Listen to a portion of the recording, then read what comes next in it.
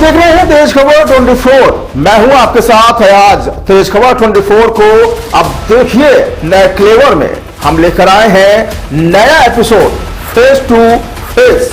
मैं हूं Prachi. Face to face में हम अपने मेहमानों से कराएंगे आपका आमना सामना। मैं हूं अंशिका। हम आपको दिखाएंगे मेहमानों की कहानी और सुनाएंगे उन्हीं की जुबानी। मैं हूं आरिफ। हम आपको कराएंगे अधिकारियों, नेताओं और समाज के उभरते लोगों से रूबरू। मैं Rahul.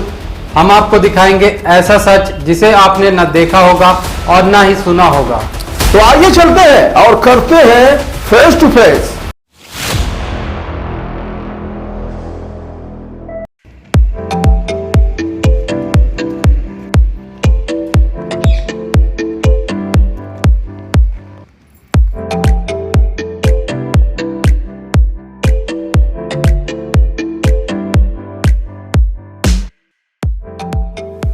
Hello friends, Tez Khabar 24 face to face में मैं हूं आपकी होस्ट प्राची पांडे।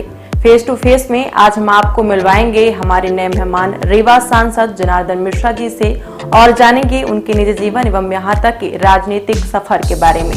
तो आइए चलते हैं, मिलते हैं जनार्दन मिश्रा जी से।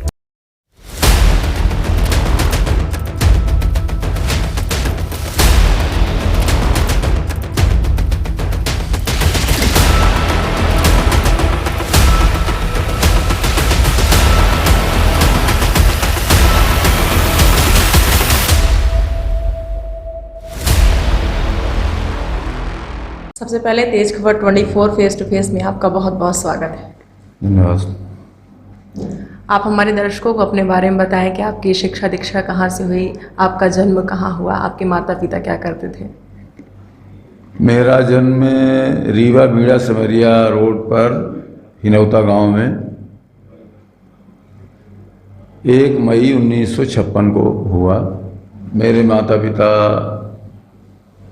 अंगूठा लगाते थे, खेती किसानी का काम करते थे और इसी तरह के वातावरण में मेरी पढ़ाई बगल के गांव साहेबपुर में 8वीं तक हुई और उसके बाद 9वीं से 11वीं तक मैंने दूसरे बगल के गांव कप्सा में हरदी कप्सा स्कूल में 11वीं तक की परीक्षा 11वीं तक की पढ़ाई की। उसके बाद TRS कॉलेज में अध्ययन किया।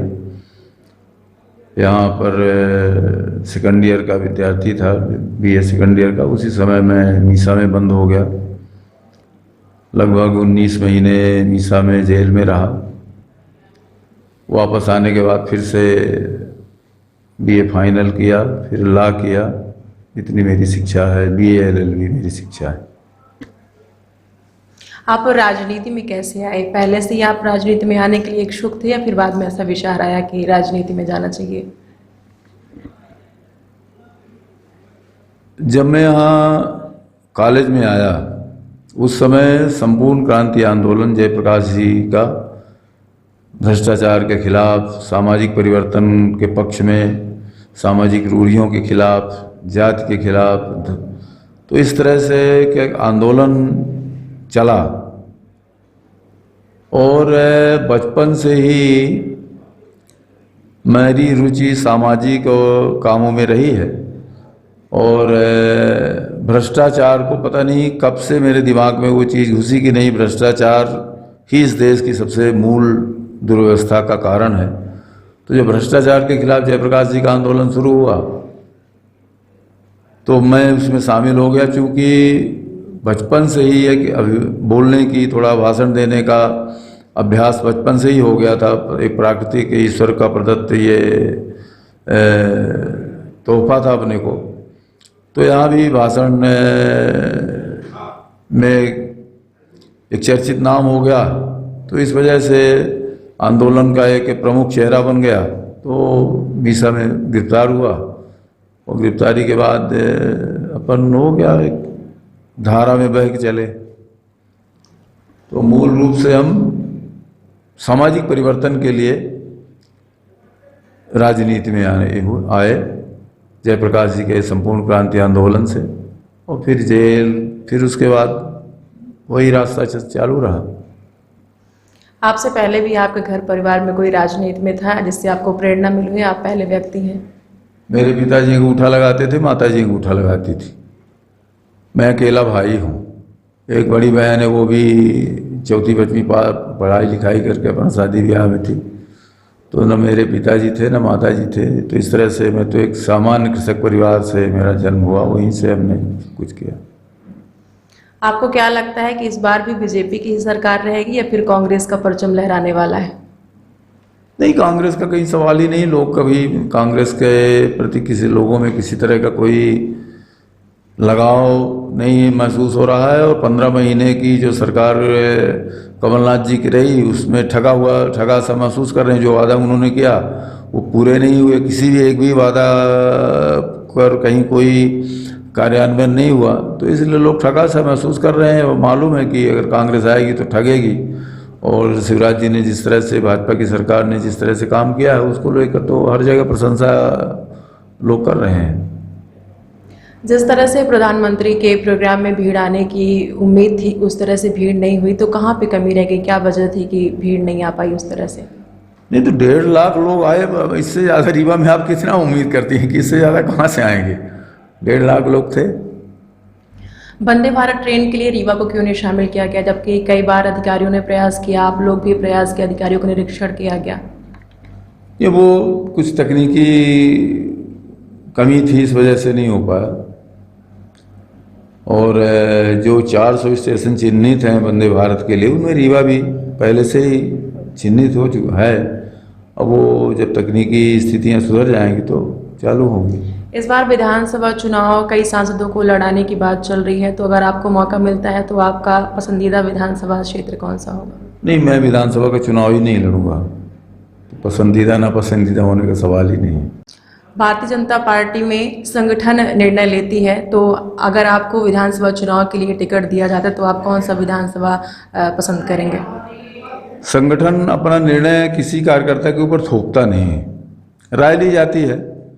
और मुझको अगर इस तरह की बात आएगी तो मेरी राय ली जाएगी। और राय अगर कार्यकर्ता की राय पर ही निर्णय होते हैं, तो मैं समझता हूँ कि मेरी भी बात लोग सुनेंगे और उस आधार पर निर्णय करेंगे।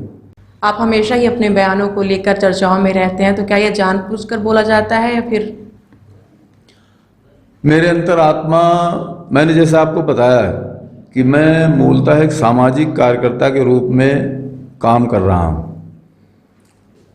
और राजनीति के माध्यम से समाज सेवा के उपक्रम को मैंने अंगीकार किया है। और जहाँ समाज में विकृतियाँ दिखती हैं, वहाँ मैं चाह कर भी अपने को नहीं रोक पाता। तो मैं विकृतियों के खिलाफ बोलता हूँ। और वो कोई राजनीति, उससे तो राजनीतिक रूप से देखें तो नुकसान ही होता है। अगर जो मैं बोलता हूँ तो समाज की विकृतियों के खिलाफ बोलता हूँ। और समाज की विकृति, और कोई भी समाज अपनी कमी थोड़ी सुनना चाहता है। पर मुझको लगता है कि ज़रूरी है इस विकृति को समाप्त किया जाना चाहिए। ये विकृति समाज के लिए और देश के लिए हानिकारक है, इसलिए मैं उस पर टिप्पणी करता हूँ, अपनी राय व्यक्त करता हूँ। मैं कोई किसी के खिलाफ नहीं बोलता, मैं अपनी राय व्यक्त करता हूँ। और जो भी मैं बोलता हूँ उस पर मैंने पहले जिया है। और जब तक मैं जिस जीवन को जीता नहीं, तब तक उसके खिलाफ मैं उस पर कोई टिप्पणी नहीं करता। अगर मैंने पानी के लिए टिप्पणी की, नशे के लिए टिप्पणी की, समाज की और दुर्व्यवस्था के लिए टिप्पणी की, तो पहले मैंने उसको जीने का काम जिया है। अगर मैंने स्वच्छता के लिए काम किया तो अपने हाथ से सफाई करने का काम किया। इसके बाद लोगों को से आग्रह किया।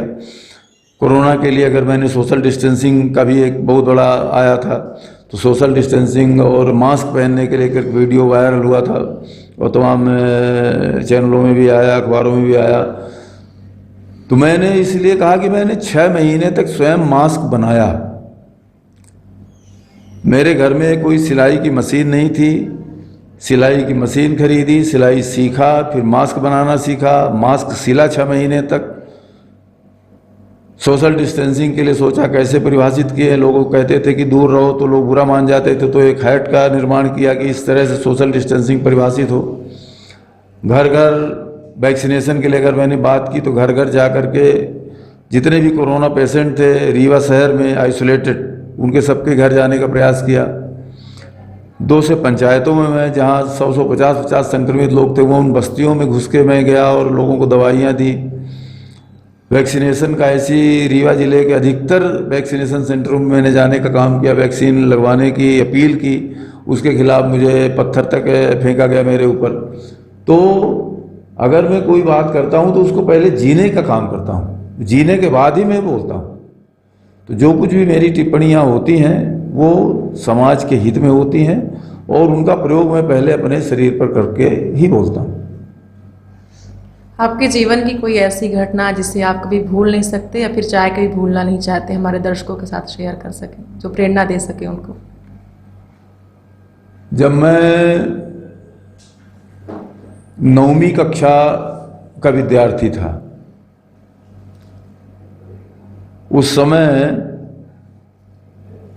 एक लड़के ने कहा कि तुम्हारे पिता के पास तो अच्छा है इसलिए तुम पढ़ रहे हो और मेरे पिता के पास कुछ नहीं है इसलिए मैं पढ़ाई नहीं कर रहा हूँ, मैं कमज़ोर हूँ पढ़ने में। तो फिर मैंने गर्मी की छुट्टियों में कमज़ोर बच्चों को पढ़ाने का काम किया। 9वीं में, जब मेरी उम्र 14 साल की उम्र थी, तो 9वीं की गर्मी में मैंने कमज़ोर बच्चों को पढ़ाया, 10वीं की गर्मी में कमज़ोर बच्चों को पढ़ाया और 11वीं कक्षा का जब मैं विद्यार्थी था उस गर्मी में मैंने कमज़ोर बच्चों को पढ़ाया। और उस समय लोग बच्चे, अब थोड़ा बंदिश हुई, घर परिवार के लोगों ने भी बंदिश लगाना शुरू किया, तो टट्टी कर देते थे। पीपल और महुआ के पेड़ के नीचे मैं बच्चों को पढ़ाता था अपने घर के बगल में, और लोग टट्टी कर जाते थे। तो मैं उस टट्टी को अपने हाथ से उठाता था, फिर गोबर से उस पूरे कंपाउंड को लीपता था और फिर बच्चों को 7 बजे से लेकर 11 बजे तक पहले टाइम में और शाम को 6 बजे से 7 बजे तक दूसरे टाइम में पढ़ाने का काम करता था। तो वो कि मैं गरीब हूँ इस वजह से मैं अच्छा नहीं पढ़ पा रहा हूँ, वो चीज़ अब जीवन में कभी भूल नहीं सकता मैं। जैसे कि आप बता रहे हैं, तो ये स्वच्छता और परोपकार की भावना कहाँ से आई आपके अंदर? अब 14 साल की उम्र के बच्चे को अगर ये प्रेरणा मिल रही कि 50 बच्चों को, कमज़ोर बच्चों को सामूहिक रूप से पढ़ा रहा है, तो ईश्वर का है, गॉड गिफ्टेड है, उसमें कोई अपना उसमें कुछ है नहीं। 14 साल के लड़के से क्या उम्मीद कर सकती हैं आप कि वो 50 बच्चों को पढ़ाएगा? या कि 14 साल का बच्चा टट्टी कर दिया किसी तो वो अपने हाथ से उठा के फेंकेगा, या कि गोबर से लिपाई करेगा, वो भी गाँव का लड़का जहाँ कुछ माने कोई वातावरण नहीं है। तो मैं समझता हूँ ये ईश्वर की कृपा है, माता पिता का आशीर्वाद है। भारतीय जनता पार्टी अपने आप को किसान हितैषी बताती है, लेकिन रेलवे भू अर्जन मामले में आधे लोगों को नौकरी दी गई और आधे लोग अभी भी भटक रहे हैं। हाँ, बहुत कम संख्या बची है, लेकिन अब जो नए कानून आ रहे हैं उसके आधार पर विचार चल रहा है कि दिया जाए कि न दिया जाए। अभी उस पर विचार पर है वो मामला, इसलिए अभी नहीं कह सकते कि क्या होगा कैसे होगा। आप हमेशा अपने बयानों के लिए, विवाद बयानों के लिए चर्चाओं में रहते हैं, तो अगर कभी आपको पार्टी के विरुद्ध, पार्टी के विपरीत बोलना पड़े तो क्या आप बोलेंगे? जनता के बीच बोलने वाली चीज़ें जनता के बीच बोलता हूँ, और अगर संगठन में कहीं कोई ऐसा लगता है कि बोलना चाहिए तो संगठन का एक फोरम होता है, वहाँ निश्चित रूप से कई बार अपनी बात रखता हूँ और आगे भी अगर ज़रूरत पड़ेगी तो रखूँगा। लेकिन वो पार्टी का फोरम है, पार्टी का मंच अलग होता है, जनता का मंच अलग होता है। जनता के मंच से जनता की बात और पार्टी के मंच से पार्टी की बात। आपने कहा कि जहां कांग्रेस सत्ता होती है वहां दंगे होते हैं, तो क्या आप ये कहना चाहते हैं कि कांग्रेस दंगे करवाती है? अभी तक का जो इतिहास है कि जहाँ जहाँ कांग्रेस या क्षेत्रीय पार्टियां सरकार में आई वहाँ दंगे हुए और बहुत बड़ी संख्या में हुए।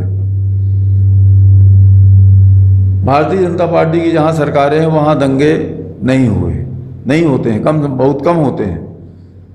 तो आखिरकार ये सोचने को विवश होना पड़ता है कि अगर कांग्रेस की सरकार आते ही दंगे क्यों शुरू हो जाते हैं। तो मैं समझता हूं कि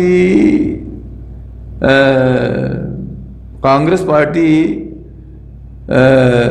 निश्चित रूप से इस तरह की भावना पैदा करती है लोगों में कि एक अलगाव पैदा हो और उसको वोटों का फायदा हो, इसलिए ये सब होता है। आप हमारे चैनल के माध्यम से दर्शकों और जनता को क्या संदेश देना चाहते हैं? अभी तो तत्कालिक से मेरा आग्रह है कि 30 अप्रैल रविवार को प्रधानमंत्री जी के 11 बजे दिन मन की बात को लोग सुने और उससे प्रेरणा लेकर के समाज में जो लोग अच्छा काम कर रहे हैं उससे प्रेरणा लेकर के उसी तरह के कामों में लोग लगें, जिससे समाज और राष्ट्र की मजबूती हो, तरक्की हो। आपने अपना व्यस्तम समय तेज खबर 24 फेस टू फेस को दिया, उसके लिए आपका बहुत बहुत धन्यवाद। नहीं बहुत आपका भी आभार कि आपने अपने प्लेटफॉर्म से मुझे अपनी बात रखने का अवसर दिया, इसके लिए मैं आपका और आपके चैनल का बहुत आभारी हूँ। धन्यवाद। तो ये थे हमारे साथ रीवा सांसद जनार्दन मिश्रा जी, जो कई बार सांसद रह चुके हैं और उनसे हमने जाना उनके निजी जीवन और राजनीतिक सफर के बारे में, साथ ही उनके अंदर ये परोपकार और स्वच्छता की भावना कहाँ से आई यह भी। वीडियो पसंद आई हो तो हमारे YouTube चैनल को सब्सक्राइब करना, लाइक करना और शेयर करना ना भूलें, साथ ही बेल आइकन दबाना ना भूलें। और अगर हमारे इस खबर को, इस वीडियो को आप फेसबुक या इंस्टाग्राम के माध्यम से देख रहे हैं तो पेज को फॉलो करना ना भूलें और शेयर करना ना भूलें। धन्यवाद।